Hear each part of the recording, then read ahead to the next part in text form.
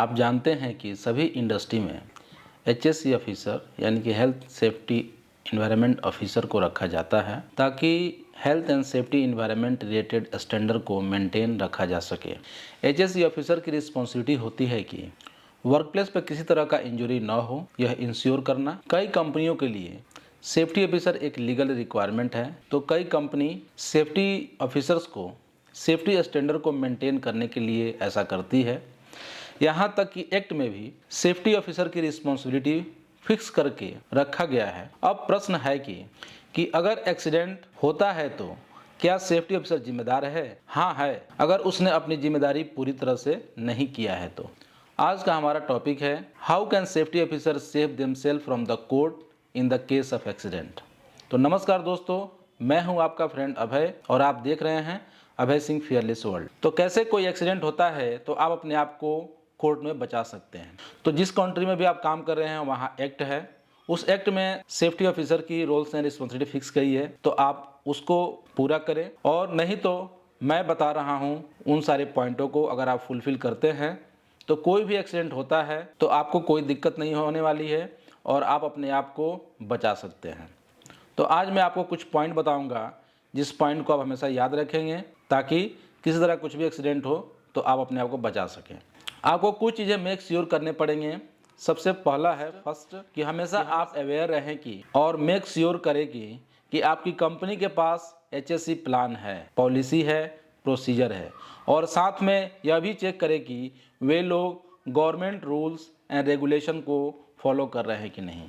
तो हर एक कंट्री में अलग अलग रूल्स रेगुलेशन होते हैं, आप पता करेंगे और उसको देखेंगे कि फॉलो हो रहा है कि नहीं। सेकेंड जो पॉइंट है कि always report issue to higher management with proof not verbal. हम लोग को जो भी एचएससी इशू होता है मैनेजमेंट को रिटन में देना है, वर्बली नहीं देना है, यानी कि ईमेल करना है या कुछ आप और कोई साधन है तो उसके थ्रू कर सकते हैं। नेक्स्ट पॉइंट है कि यह इंश्योर करे कि परमिट सिस्टम अवेलेबल है और यूज़ किया जाता है, यह आपको सेफ रखेगा। नेक्स्ट जो पॉइंट है उसको आपको इंश्योर करना है जितने भी लिफ्टिंग अप्लायंसेस गियर है उनका अवेलेबल है, साथ में वो वैलिड भी होनी चाहिए, यानी कि 1 ईयर वैलिडिटी है वो भी देखना है और चेक्ड होने चाहिए। साथ में यह भी इंश्योर करना है कि ये जो टीपीआई सर्टिफिकेट है वो फेक ना हो, वह ओरिजिनल हो। अगला पॉइंट आपको इंश्योर करना है कि काम करने वाले लोग, जो लोग भी काम करने के लिए आए हैं, काम पर जाने से पहले वर्क स्पेसिफिक ट्रेनिंग ले चुके हैं। जैसे मान लेते हैं किसी को आप फ्लैगमैन में लगा रहे हैं तो उसको काम में रखने से पहले फ्लैगमैन की ट्रेनिंग होनी चाहिए और इसका रिकॉर्ड भी मेंटेन करना चाहिए। और उसके बाद अगला पॉइंट है कि हमेशा पिक्चर पर टाइम स्टैम्प के साथ फ़ोटो ले और इसे प्रूफ के रूप में सेव करके रखें। यानी कि जब आप फ़ोटो लेते हैं तो उसमें एक सेटिंग आता है जिसमें टाइम स्टैम्प आप सेट कर सकते हैं। जब भी आप फ़ोटो लेंगे उसके ऊपर डेट और टाइम आ जाएगा, इससे और क्लियर हो जाती है कि ये फ़ोटो कब लिया गया है और एक एविडेंस के रूप में काम करता है। अगला जो पॉइंट है वो है कि आपको टूल बॉक्स टॉक डेली करें या अपने सुपरवाइजर से करवाएं जिनकी भी रिस्पॉन्सिबिलिटी है।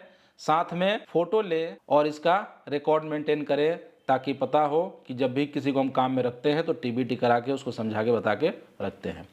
नेक्स्ट जो पॉइंट है आपको यह इंश्योर करना है कि जितने भी एम्प्लॉय काम कर रहे हैं, जितने भी वर्कर काम कर रहे हैं, अपने काम के अनुसार स्पेसिफिक ट्रेनिंग उनको मिला हो ताकि वो काम के सेफ्टी के एस्पेक्ट को समझते हैं।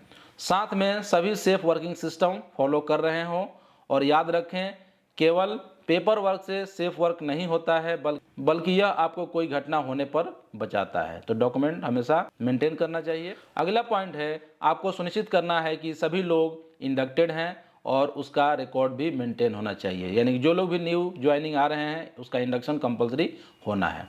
उसके बाद जो है अगला पॉइंट है वह यह इंश्योर करना है कि ऊंचाई पर काम शुरू होने से पहले सभी के पास फॉल अरेस्ट सिस्टम अवेलेबल है और इंस्पेक्टेड हो चुका है, और साथ में जो लोग भी इसका प्रयोग करने वाले हैं वह अवेयर हैं कि इसको कैसे पहनना है, कैसे यूज़ करना है। और अगला पॉइंट है कि कोई भी लिफ्टिंग का काम शुरू होने से पहले यह इंश्योर करना है कि लिफ्टिंग परमिट लिया गया हो। साथ में जो भी क्रेन ऑपरेटर है, रिगर है, कई कंट्रियों में ये रिक्वायरमेंट होती है कि वो थर्ड पार्टी सर्टिफाइड होने चाहिए, अगर नहीं है तो कॉम्पिटेंट होनी चाहिए। और जितने भी accessories equipment, lifting equipment, gears use हो रहे हैं उन सब का जो है थर्ड पार्टी होना चाहिए, जैसे कि D shackle, bow shackle, chain sling, web sling, chain block, lever block, crane और मैन बास्केट, ये सारे का टीपीआई जरूर होना चाहिए।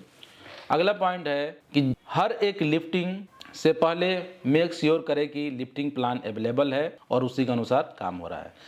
साथ में यह भी इंश्योर करें कि जिस ग्राउंड पे क्रेन को खड़ा किया गया है वो प्रॉपरली कम्पैक्टेड है और साथ में एरिया टोटली बैरिकेटेड होना चाहिए। अगला पॉइंट है कि आपको हमेशा ध्यान रखना चाहिए कि सेफ्टी पर्सन का काम वर्क एज ए एडवाइजर होता है। सो आप हमेशा एडवाइस दें, चाहे मैटर छोटा हो या बड़ा हो। अगला पॉइंट है कि आप साइट पर जितनी भी हजार्डस वर्क एक्टिविटी चल रहा हो वह सारे काम परमिट टू वर्क के बिना नहीं होना चाहिए। और नेक्स्ट है, यह इंश्योर करे कि जितना भी स्पेस हो जो कि कन्फाइंड स्पेस के डिफिनेशन में आता है, वहाँ बिना कन्फाइंड स्पेस परमिट के काम नहीं होना चाहिए और उसी के अनुसार प्रिकॉशन भी वहाँ पे लिया जाना चाहिए। अगला पॉइंट है कि आपको यह भी इंश्योर करना है कि जो इंट्रेंट है, जो अटेंडेंट है और जो रेस्क्यू टीम है थर्ड पार्टी सर्टिफाइड हो और सारे कॉम्पिटेंट हो।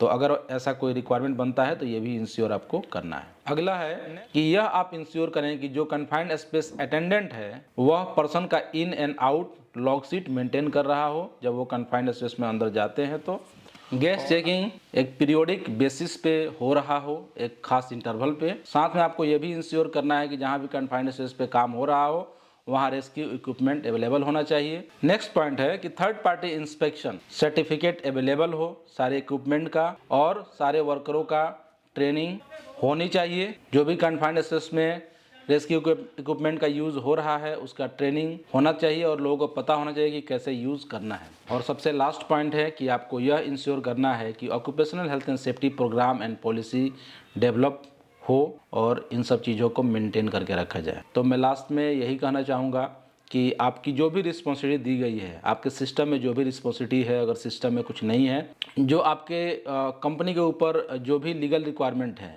और उसमें जो हेल्थ एंड सेफ्टी ऑफिसर की रिस्पॉन्सिबिलिटी दी गई है उसको अगर आप पूरा करते हैं तो किसी भी तरह का अगर एक्सीडेंट होता है तो उसमें आप जो है रिस्पॉन्सिबल नहीं होंगे। लेकिन हाँ, अगर आप अपनी जिम्मेदारी पूरा नहीं करते हैं तो श्योरली जब कोई कोर्ट केस होता है तो अगर आप वहाँ पे गिल्टी पाए जाएंगे तो आपको ऊपर अकॉर्डिंग टू लॉ कार्रवाई हो सकती है। तो हम अपनी जिम्मेदारी को समझें, हमारा काम है लोगों की जान बचाना और एक सेफ़ इन्वायरमेंट मेंटेन करना अपने वर्क प्लेस पे। तो हम उस चीज़ को पूरा करेंगे।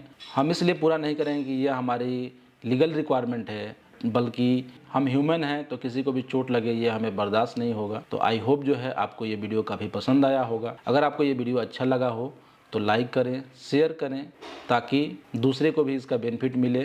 तो मिलते हैं अगले ही ऐसे वीडियो में, तब तक के लिए टेक केयर, बाय बाय।